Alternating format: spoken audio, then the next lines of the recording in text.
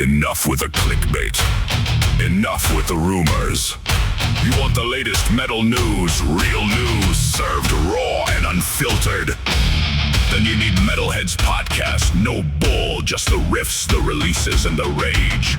Tune in live every Friday at 10 p.m. on NPR or dig into the archives and the latest headlines at riffwiremag.com. Get your horns up and welcome to Metalheads with Riffwire Radio.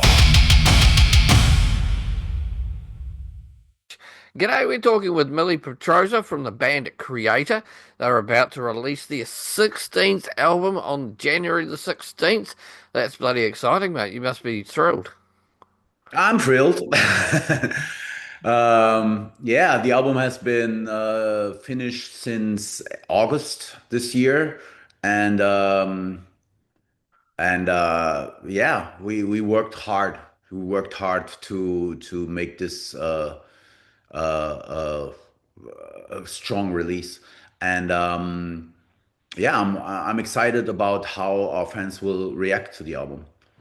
Well, I've been lucky enough to have a listen to the whole album, and dude, it's nothing short of awesome. It's just absolutely brutal, and it's another great KREATOR album. You guys never fall short though, so it was what we expected.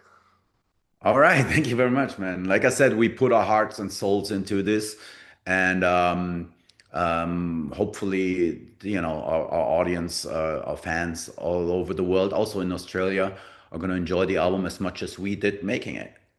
Oh, I'm sure they will, mate. I'm absolutely positive of it. And we're actually down in New Zealand, and so New I know Zealand. that. Oh, sorry, sorry. I know you're right. I know that we get lumped in with the Australian interviews, and we're very, very lucky to be able to get to talk to you anyway. So, absolute pleasure. I mean, because you've had an extremely busy year anyway. You've had your book come out, and you've had a movie come out, and now the album. Mhm. Yeah, I mean the book and the movie were like, especially the movie was like something that was brought to us. The director Cordula, she has followed us around for a year and a half, um, coming to shows in Los Angeles. She came to India, she came to Japan, and did like showed like a little bit of a behind the scenes kind of footage, and that was very exciting. That happened in the summertime, and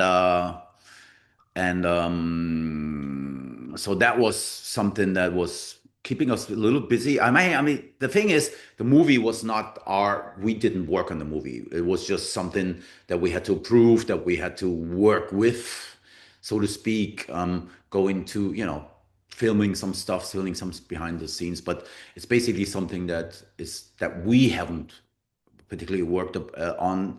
It was more like something that was like the team worked on, and it's pretty good. It's an exciting behind the scenes kind of like look for fans that want to know how we operate, go into details, how we tour, how we work in the studio. So it gives you a little bit of a glimpse behind the scenes. The book again was also brought to me by a publishing company here in Germany, Ulstein Verlag, which is one of the biggest publishers for literature over here in Germany.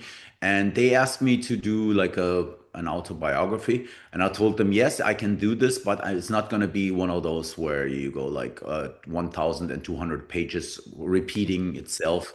And I told them, I can do something like a coming of age kind of like novel almost with autobiography. Of course, an autobiography is my story, but the book starts from my birth until the year 1993. So there's might be a second part. I think the book only has like 300 and something pages, so it's entertaining. It's very a nice read. It's not too dragging, and yeah, those two things happened, and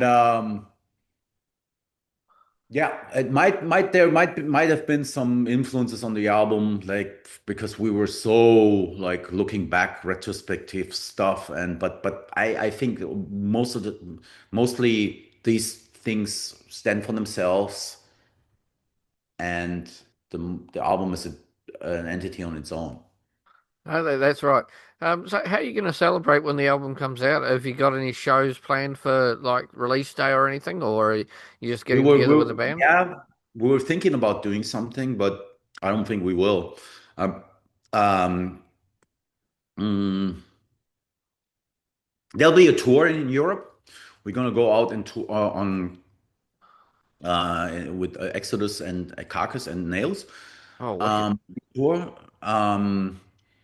And of course, we're gonna go to the US, and we could keep touring. I mean, we're gonna represent the album live. Of course, that's how why we wrote the album. We always write the music for live shows because that was what we are. We're a live band. So um, hopefully there will be a few of the songs. I mean, there will be a few of the songs in our live set.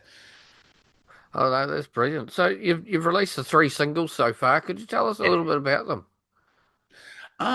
Each single is different. I mean, you have Yeah, Seven Serpents, which is a fresh, very freshy song. Then you have the more, almost like it's almost got like it has a little bit of a goth vibe. The song Tränenpalast. It's also very heavy, but different than Seven Serpents.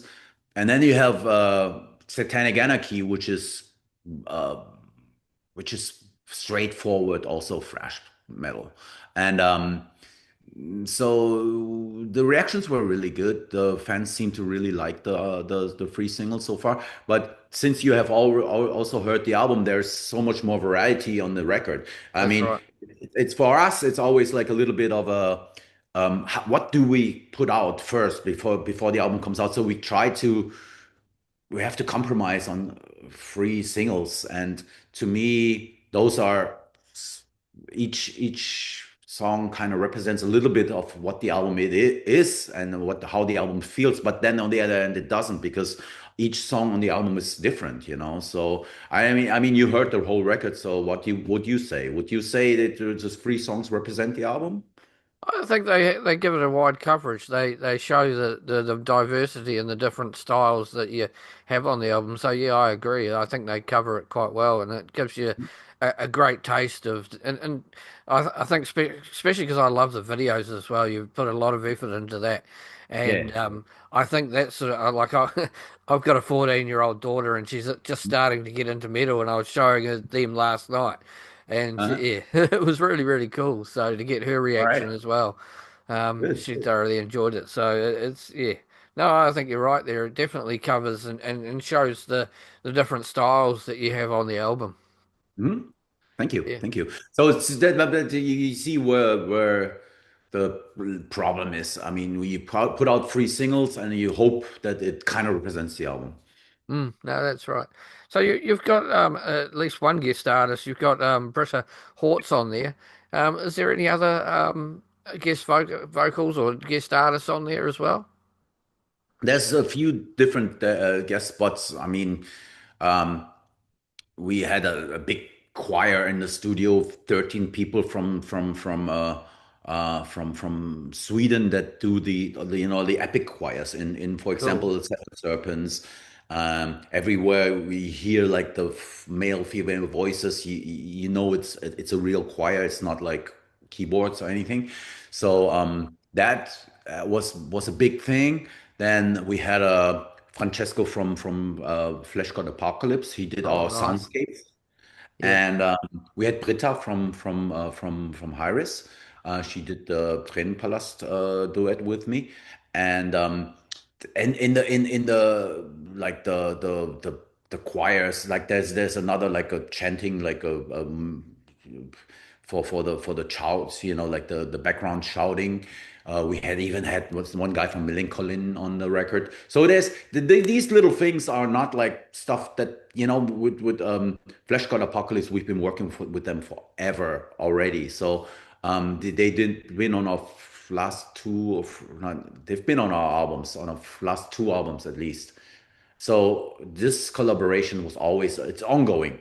Nice. Um, and the rest was just stuff that happened in the studio.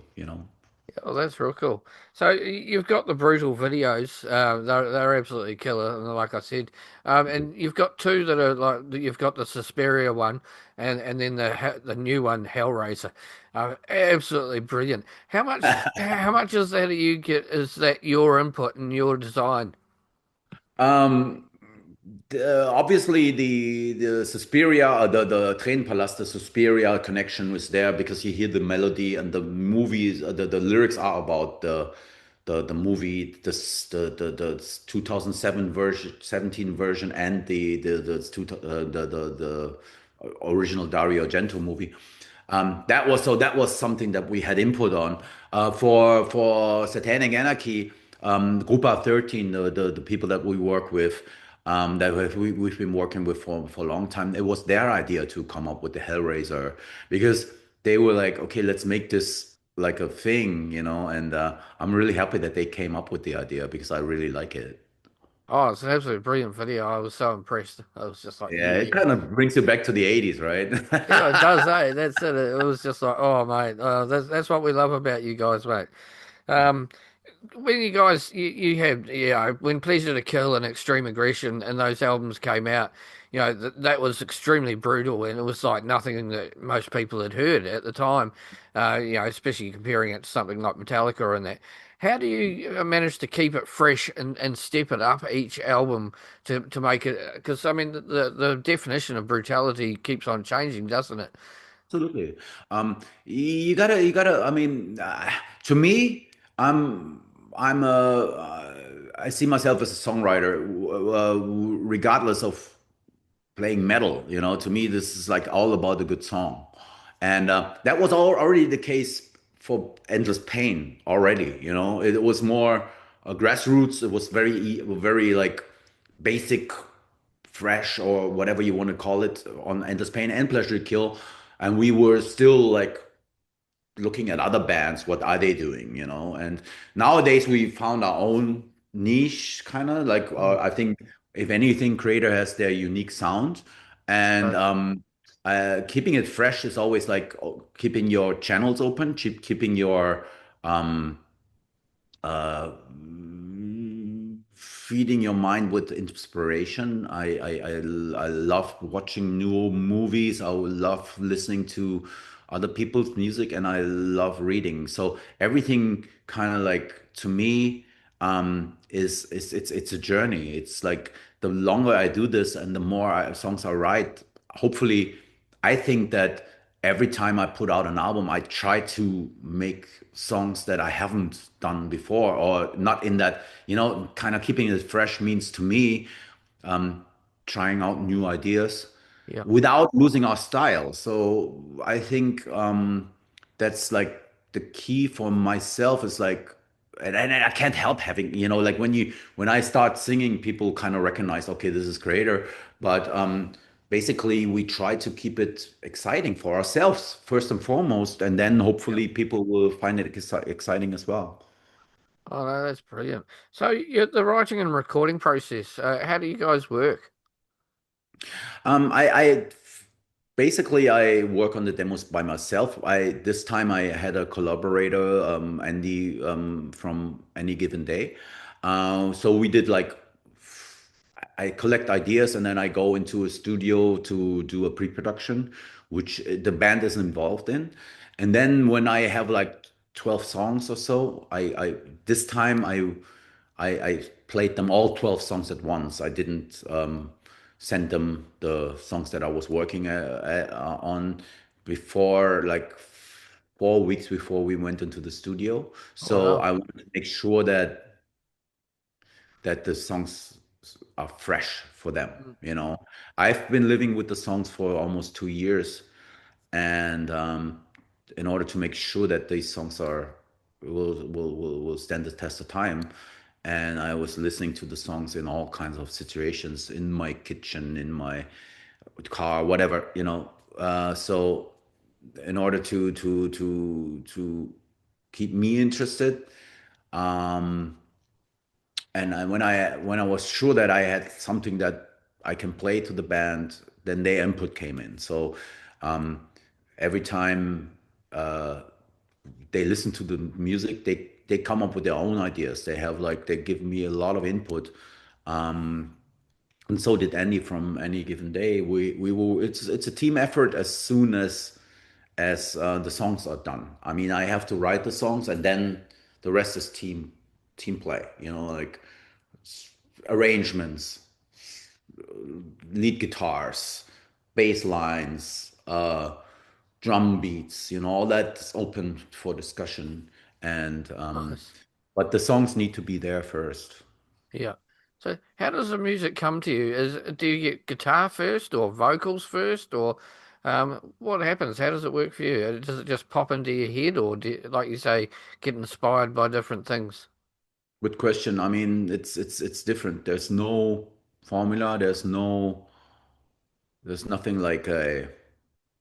It's always like this. It's always the melody first. Sometimes you have a line, a piece of poetry, a piece of lyrics. Mm, Um, Sometimes you have. I try to have the lyrics first most of the times, but sometimes I have a cool riff and then I have I always collect like sentences from literature, from movies, from like stuff that I write, and then I see maybe there's a chorus that could turn into a song, and so it's a long kind of journey, always, and every time an album is finished, I'm like, okay, I did it again because every I have 15 albums. This is my 16th, exactly. and it's not getting easier. It's not getting easier to come up with exciting stuff. And every time I hold my album in my hands, in the end of the day, I'm like, good, good thing I did Yeah. it. Oh, that's excellent. Do you have like a favorite guitar that you play? And how many different guitars did you use for the recording? I have a new acoustic guitar that I love. Yeah. But on the record, I used my what did I use? Basically, my signature model Mm. by ESP, and I used the Les Paul also. I have a very nice Les Paul from the 70s, and I Nice. use that for a lot of the tracks. Excellent. So, other than this new album, what would you say would be your favorite of the old albums? I mean, do you get nostalgic and think back and go, "Wow, that You, was you, an you epic mean you album." mean what's my favorite album of the older stuff? Yeah, It's hard to say. I mean, I know where this question is coming from, but it's very hard to answer, to give you like a definite answer. I would say, if anything, every album has their makes sense in a way because it kind of represents of what we've done and how we felt in the time when it came out.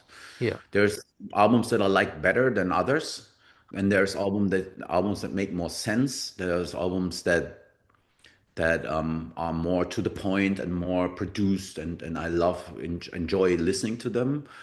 But looking back, I would say for the Sturm und Drang, for the early days, it's probably Pleasure to Kill. Then for the more technical thing, it's definitely Extreme Aggressions. And the new, like from anything album, or like of course, then there was like the 90s. And then from 2025 onward, it's hard for me to pick one, but I think Violent Revolution makes a lot of sense because it mm, kind of kicked off the new millennium, so to speak. And yeah, the last album, of course, and like I said, it's hard for me to say that this is my favorite without dissing the other albums. yeah. It depends, it always depends. I just listened to Hordes of Chaos at some point, and I really like the raw energy of that one as well. So it's hard to say which album my favorite would be my favorite, really. No, that's cool. So, your first recollections of music, what was it that got you into music in the first place?